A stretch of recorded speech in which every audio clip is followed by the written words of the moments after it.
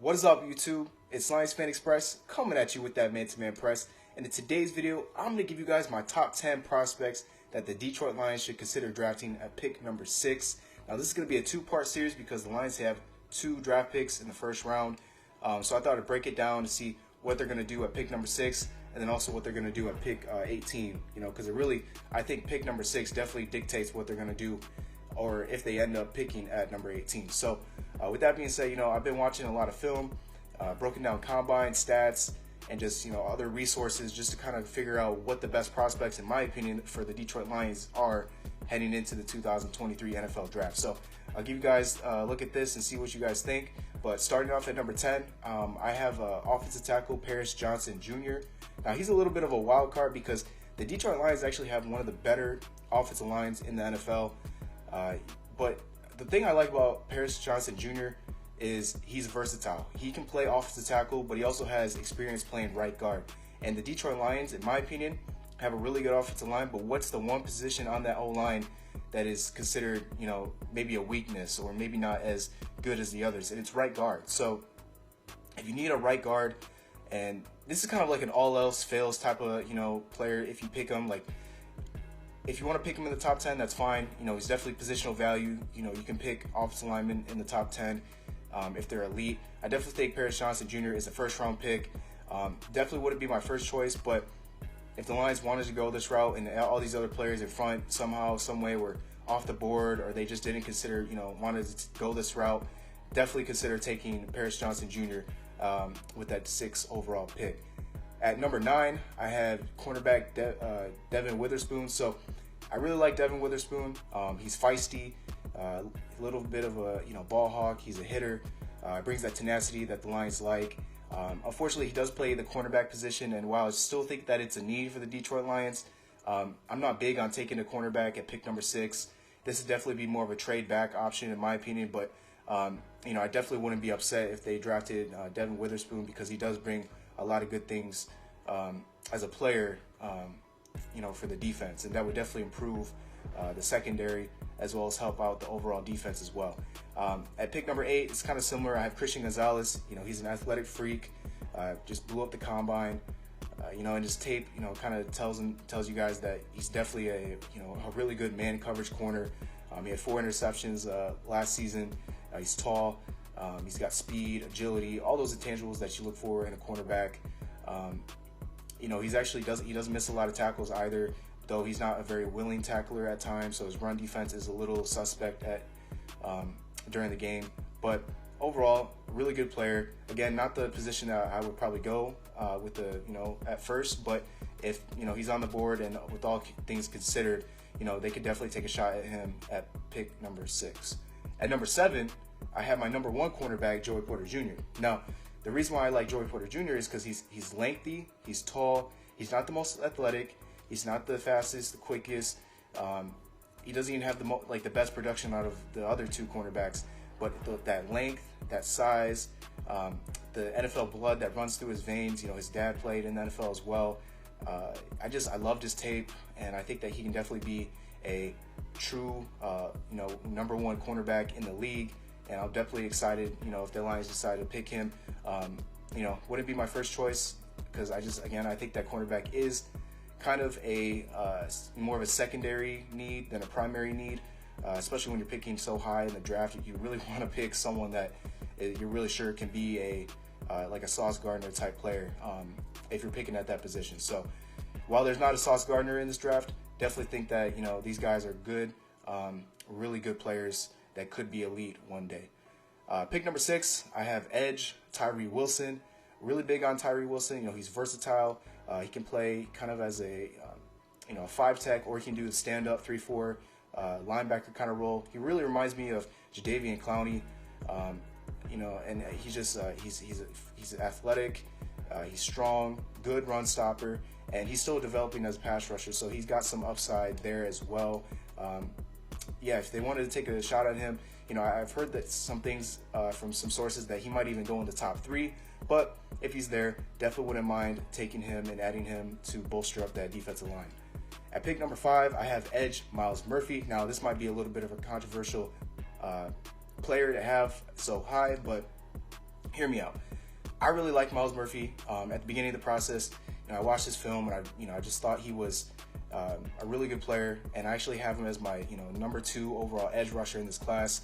And while he's not the best overall edge, I do think he provides some kind of unique aspects to the position. He's versatile. Again, he's super athletic. He didn't get to test at the combine, but his numbers would have definitely been impressive if you kind of just look at his play on tape. He's quick, he's fast, good run defender.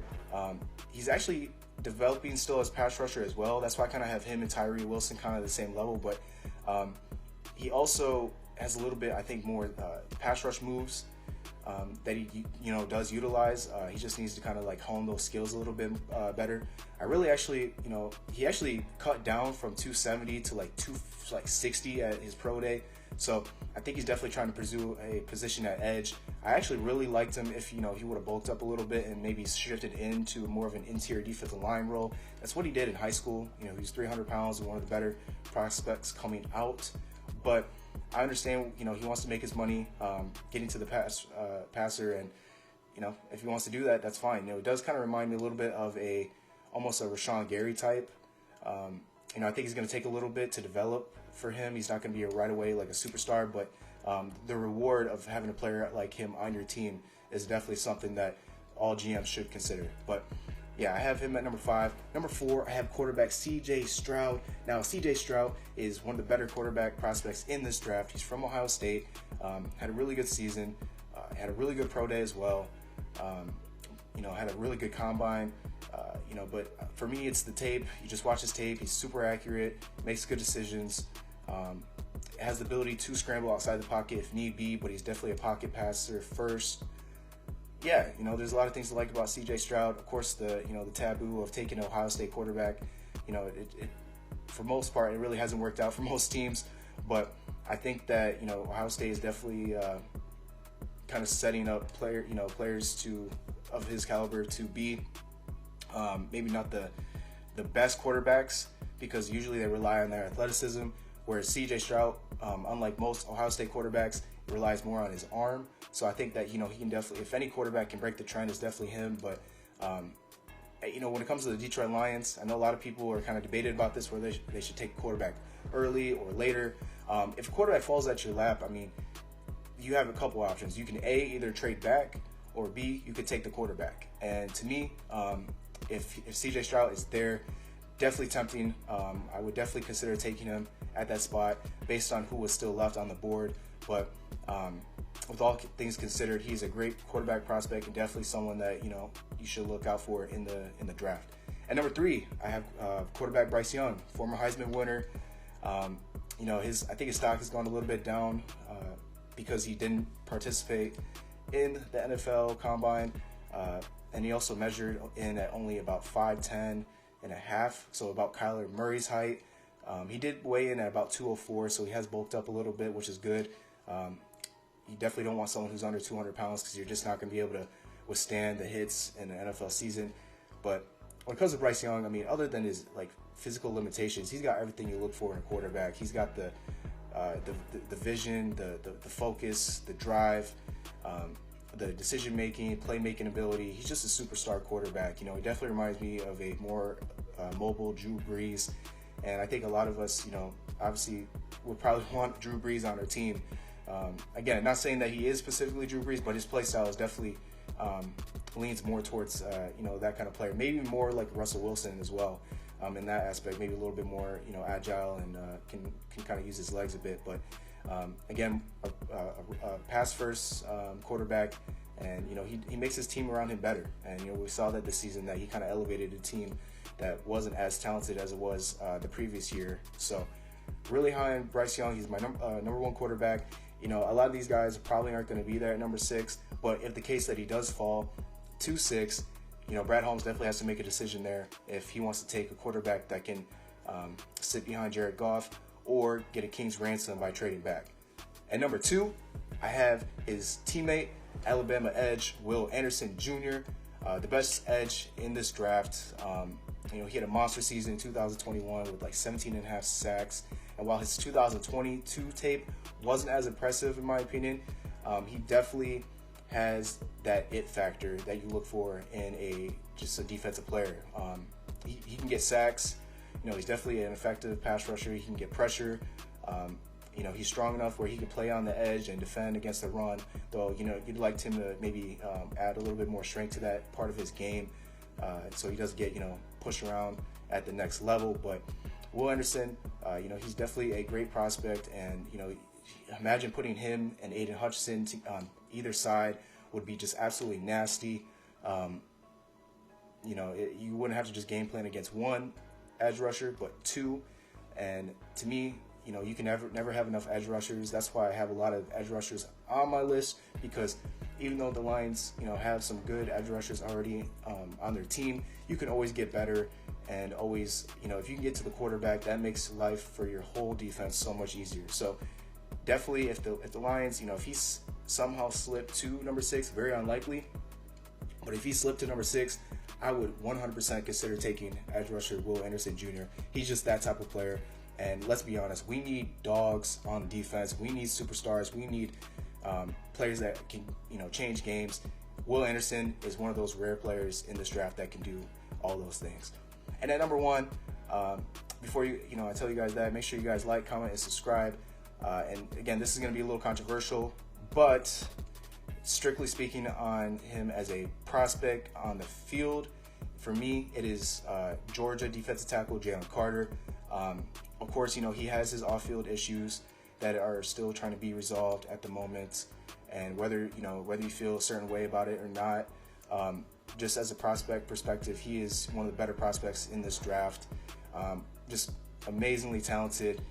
He reminds me really a lot like Quentin Williams, coming out of Alabama, and just an overall, great player. I don't think he really truly reached his full potential at Georgia, especially when it came to his stats.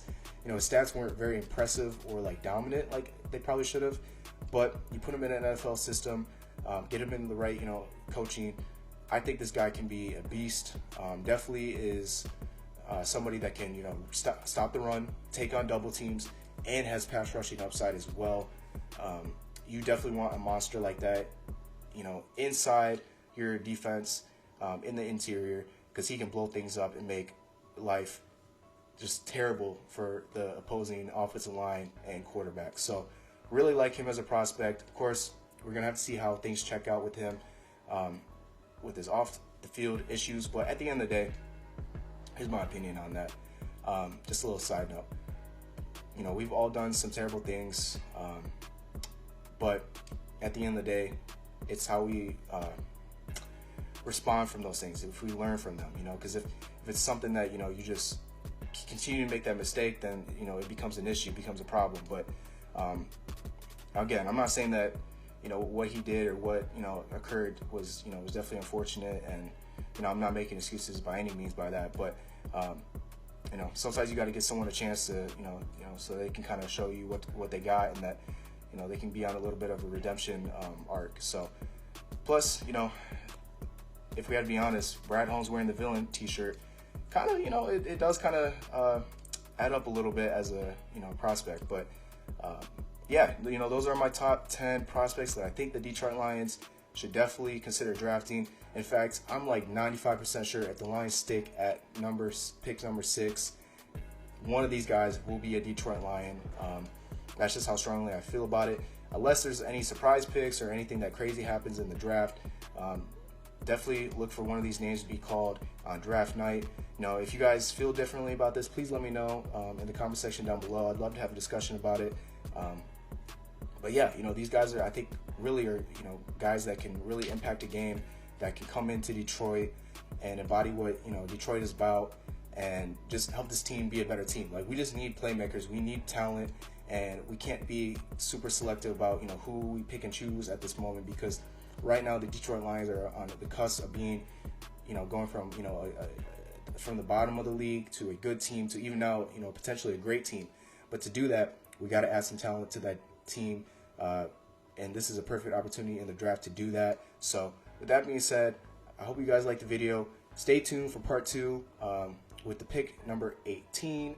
Definitely gonna have some probably controversial picks in there as well. But I hope you guys like the content. And as always, go Lions.